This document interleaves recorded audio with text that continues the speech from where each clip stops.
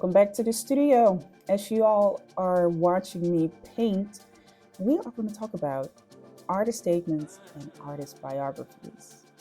These are two very important documents next to also having an artist profile or CV.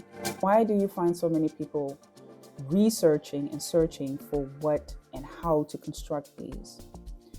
First of all, it helps you, of course, to stand out and articulate what you are about. Who are you? What is it that you create? And why should people pay attention to what it is that you have to offer with your art? That is it actually in a nutshell. So we're going to talk about it a little bit in detail. And I definitely want to advise you to stay to the end because I have an offer that might help you get the support and the consult to construct these documents for yourself as well. So definitely stay to the end. It's going to be a good offer that you definitely don't want to miss. So let's start. Artist statement, artist biography. What's the difference? What's the whole hubbub about this? And these are two documents that I also have, and I have to look at them, I would say half yearly. I look at them to see if everything is up to date, if it's correct. Does it still reflect who I am? Especially the artist statement, because the artist statement, it speaks about my art practice. Who am I as an artist that produces the artworks that I have, right?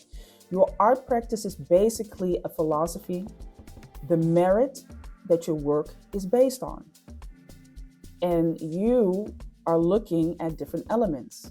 Now, the elements that I'm mentioning, these are not limited to them. So definitely there are ways that you can extend on those.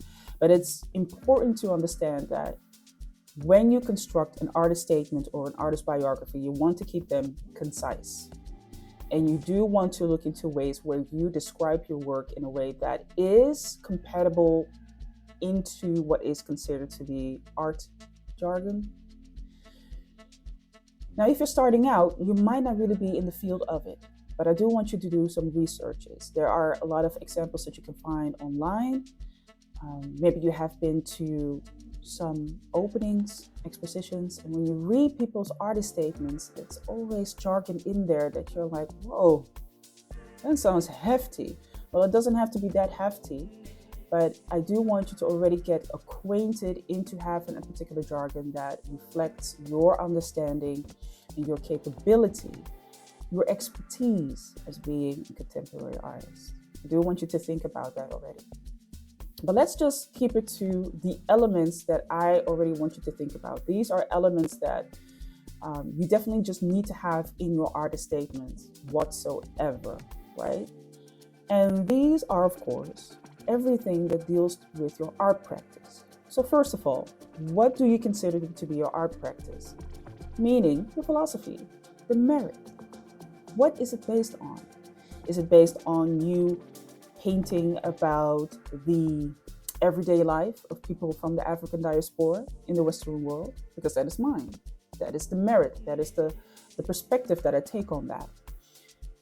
What can be yours? Maybe you paint about still life and how there is a certain perspective that you take on that. Everybody can basically speak about what it is that they stand for and how that makes or contributes within a particular segment of the market, of an art market, of a perspective that you would like people to be introduced to. So what is your art practice? What is your philosophy? What is the merit? What's the thought about it? What's the thought behind it? Secondly, I want you to think about the subject, of course, that it deals with. You know, kind of succinctly talk about what it is that you paint, draw, or any other type of art form that you use. What is that? Photography. What is it? What is the subject? Oh, what's the object? Right? Because it doesn't only have to pertain to people. It can also be the objects that we are interested in. The storyline behind it. So talk about that. Thirdly, do you operate in one or more disciplines? There are artists who are multi discipline. So that means that they have multiple art forms that they mix, use with each other, cross each other over, like a crossover. But it can also be mediums that you work with together. It could be that you're working with clay, and as soon as the clay has been sculpted in a particular form, you paint over it. It could be that you are a painter, but you also use oil pastels, so you do drawings as well. It could also be in subjects. Don't make it too hard on yourself, though. Don't make it too hard. Always remember that someone else is going to read it. And if someone else is not getting a quick glance of it and saying, I get it, this sounds interesting, then you're doing too much. Another thing that I want you to think about, the third one, which is also very interesting, is texture. Texture, color, structure. In an artist statement, you definitely want to describe it as if somebody has not taken a look at your work yet. If you can already entice somebody without really having any pictures in front of them of your work, that is a good step forward.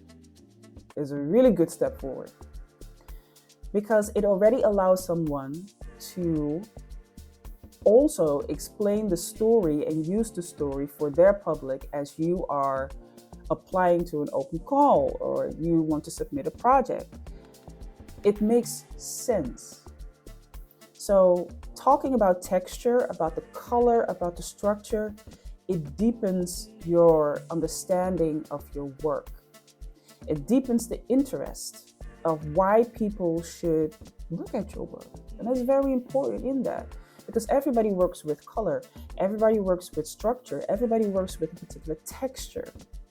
And with texture, you could think about the physical feel about something, or the way that it looks, or the feeling that it can evoke. Texture. When you say color, even working with only shades, so only black and white, which are just shades, that in itself is also playing with color. Or maybe you are a very colorful person. Me myself, as you can see, I work in a very bold way. A very bold way. Now maybe you are someone who's colorful. You only work with one particular color. Why is that? Why did you pick that particular color? It's very important to explain to people so that they can understand this is the depth of your work, even if it's unicolor. To give an example, I know that most of you have heard about the artist Piet Mondriaan, and his work is known to be just these primary colors, rectangular forms. And that is because he wanted to simplify not only what we are looking at into the most basic form of the shapes, but also the most basic form of colors: red, blue, yellow. And for someone who doesn't know anything about it, they'd be like, oh, I'm just looking at shapes. I don't know what this is about. But when you deepen yourself into his work and the merit and the perspective that he holds into that, it is the most basic way that we look at objects and subjects. It's in the form of shapes. So that is how he presents his work. And so you also see back in different art genres, like Impressionism, Cubism, and et cetera, et cetera. Go ahead, and go forth. These all bring you in the field of what texture is, what colors are being used, what structure is to be found in that. So it's important to also think in lineage of your own work in that way. Where can we categorize your work in? How would somebody know this to be your work, and why did you choose to do so, right? Talk succinctly about that in your artist statement. Symbols. Number 4, symbols. Do you work with symbols? Is there something in your work that is not straightforward? It's not straightforward as a piece of text or a simple way that you can deduct the meaning of your work. A lot of people work in symbolism. And symbolism doesn't always have to be strange characters. It's a very simple way of looking at it, but very straightforward. Symbolism can also be found in part number 3, where I talked about in the texture, in the color, in the structure. You can find it back in there as well. It could be in the objects that you use that subjects are holding or standing next to or are part of the environment. Symbolism.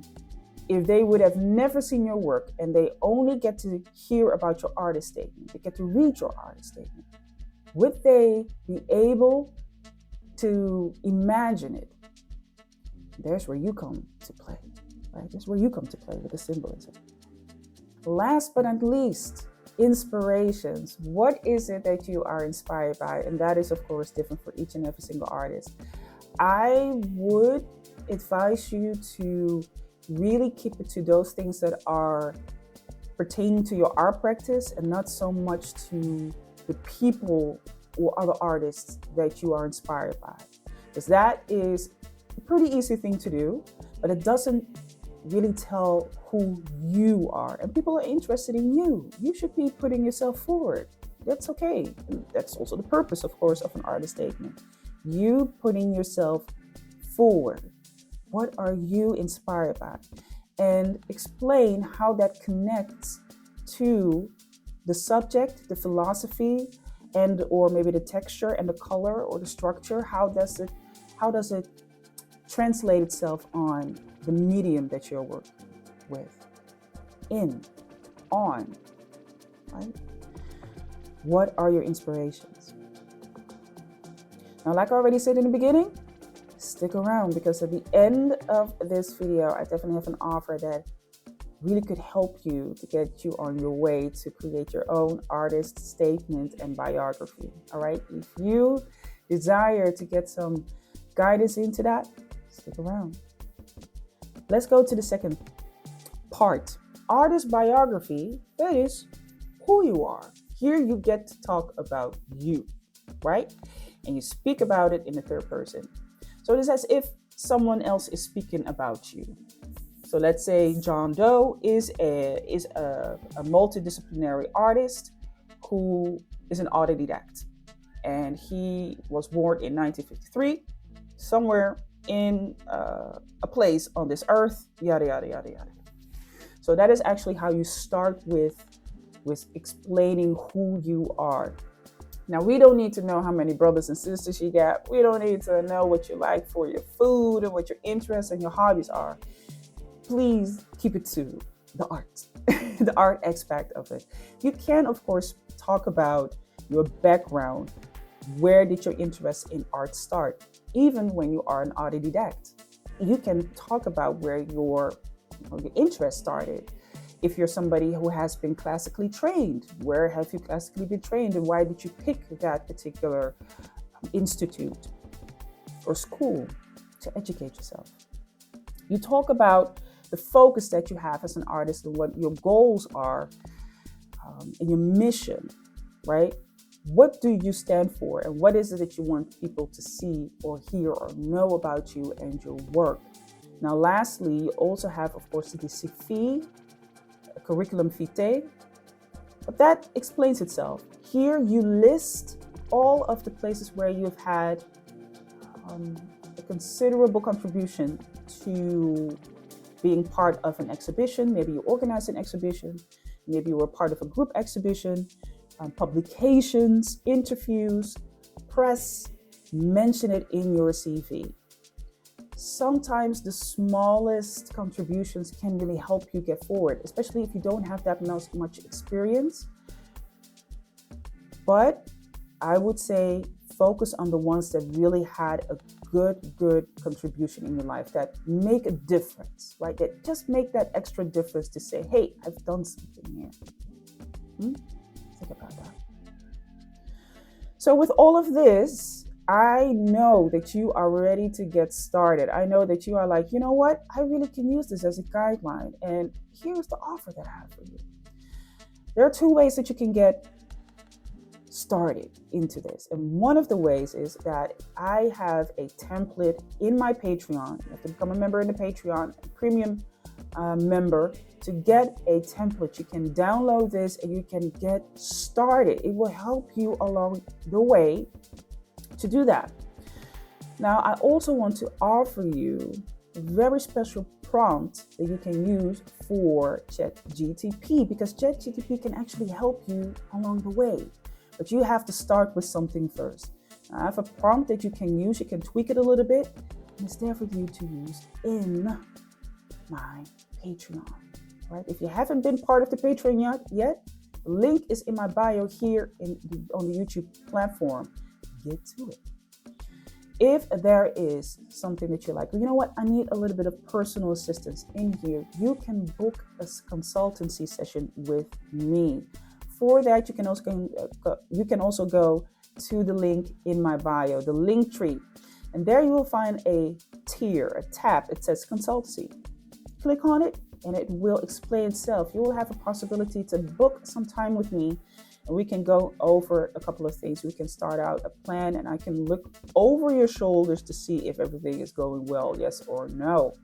Now, that's an offer that you definitely cannot refuse. We're coming to the end of this video. I hope that you enjoyed it. Give a thumbs up and like this video. Share it with another artist, because we all have an artist that we know around us. I will see y'all next time. Don't forget to link up here in the newsletter or on the Patreon. I'll see you soon. Blessings and love, and keep it safe. Bye, y'all.